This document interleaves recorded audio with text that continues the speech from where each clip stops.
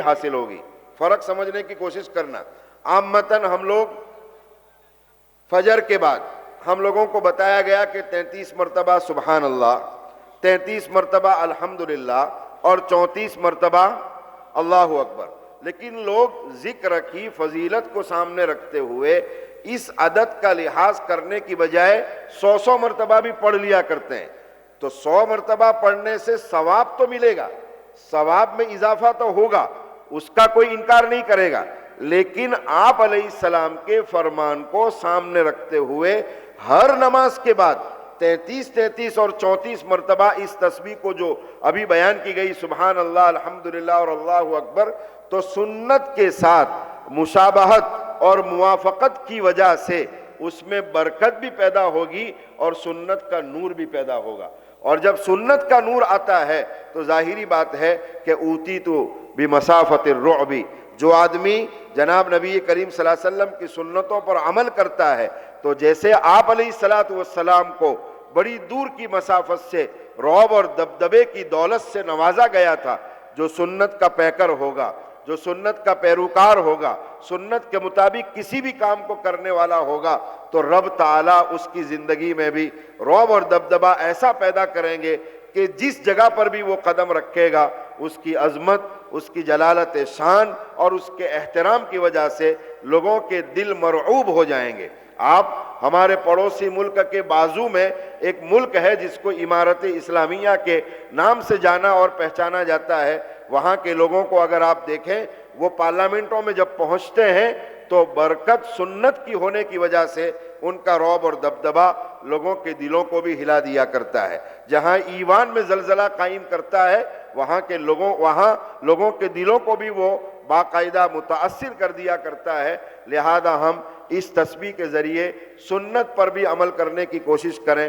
دوسرا، اس گویا کے تسبیح کے فوائد میں سے ایک فائدہ یہ بھی ہے کہ ہم سب کے سب پریشانیوں میں مبتلا ہیں، بہت ساری الجھنوں کے شکار ہیں، گویا کہ ہم پریشانیوں کی قبروں میں پڑے ہوئے ہیں.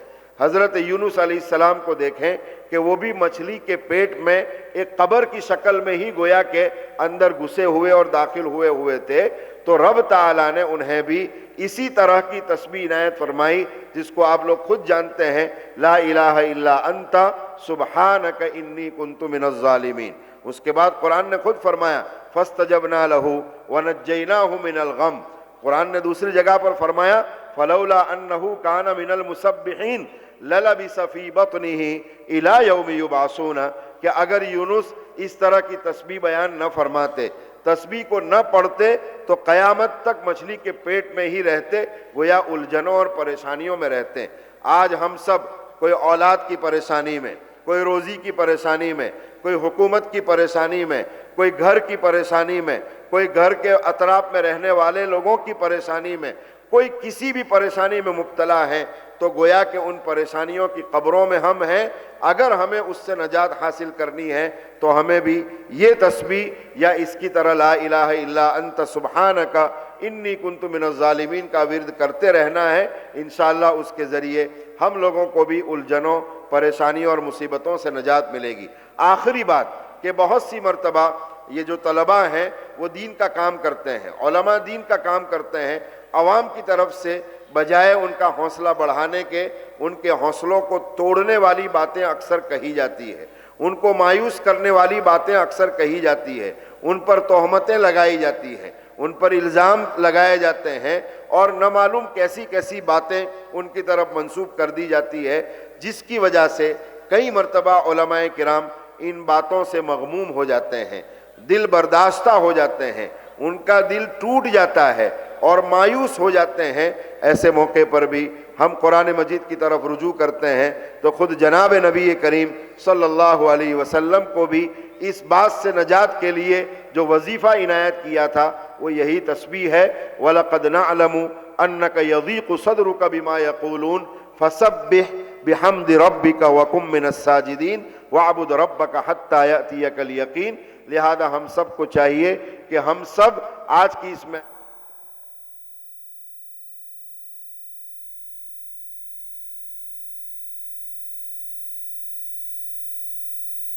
اپنی تمام تر پریشانیوں और मुसीबतों को अपनी ज़िंदगियों से दूर भी करेंगे, और कुछ न सही तो इन तस्बीहात की बरकत से इंशाअल्लाहुल अज़ीज़ हम रब ताला का क़ुर्ब और रब ताला की नज़दीकी हासिल करेंगे।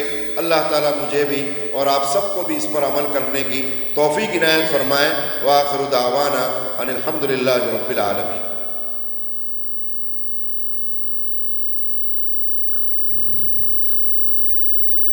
আমরা খুব অল্প সময়ের জন্য আপনাদেরকে বিরক্ত করব। ছাত্রদের পাগড়ি পরিধান করা হবে, তার সাথে সাথে ওস্তাদদেরকেও পাগড়ি দেওয়া হবে, এবং হিফজের ছাত্র যারা আছো যাদের পাগড়ি দেওয়া হবে তারা স্টেজের কাছে চলে এসো। হিফজের ছাত্র যারা হাফেজ হয়েছে তারা কাছাকাছি থাকো। আমরা কিতাবগুলো উঠিয়ে দেই। পাগড়ি পরানোর পরে পরেই ছোট্ট দোয়া হবে, আমরা দোয়া করি, এখানে খাওয়া দাওয়া করে তারপরেই যাব। পর্যাপ্ত রান্না আছে, আপনাদের মেহমানদারি কম পড়বে না আশা করি। আপনারা সবাই দোয়া করে এখানে খাওয়া দাওয়া সেরে তারপরে নিজের বাড়িতে চলে যাবেন। আর দোয়ার মধ্যে নিজের সমস্ত বালা মুসিবতের কথা চিন্তা করবেন, হযরত যে কথা বললেন নিজের পেরেশানিগুলো আল্লাহর কাছে বলে নেবেন।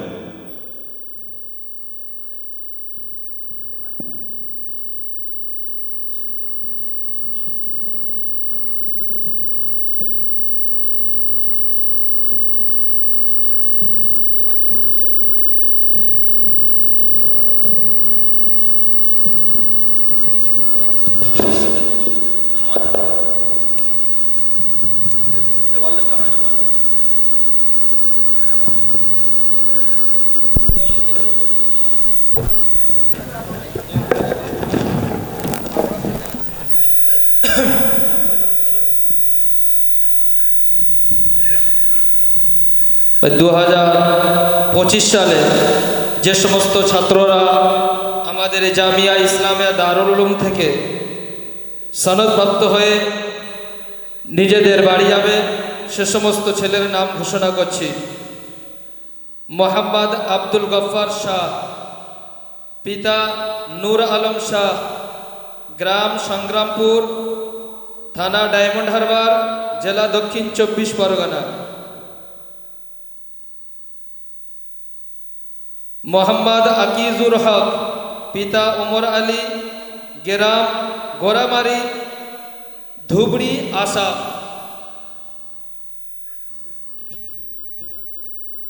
মোহাম্মদ শহীদুল ইসলাম, পিতা মোহাম্মদ আব্দুল কাইয়ুম, গ্রাম টোপরপাড়া, থানা মুনোয়ারি, মেঘালয়।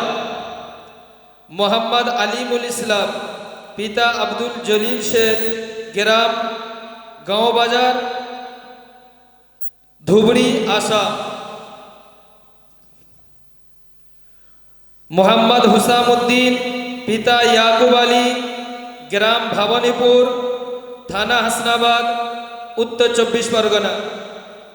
মোহাম্মদ রবিউল শেখ, পিতা আজিজুল হক, গ্রাম ফলিমারি, থানা গৌরীপুর, জেলা ধুবড়ি, আসাম। আব্দুল গফফারের ডাকলাম তো প্রথমবার আস। মোহাম্মদ ইজাজুল মোল্লা, পিতা রবিউল মোল্লা, গ্রাম চালতাবেড়িয়া, থানা জয়নগর, জেলা দক্ষিণ 24 পরগনা। মোহাম্মদ সাইফুল্লাহ হালদার, পিতা মরহুম সফিউদ্দিন হালদার, গ্রাম তালা, থানা উস্তি, জেলা দক্ষিণ 24 পরগনা।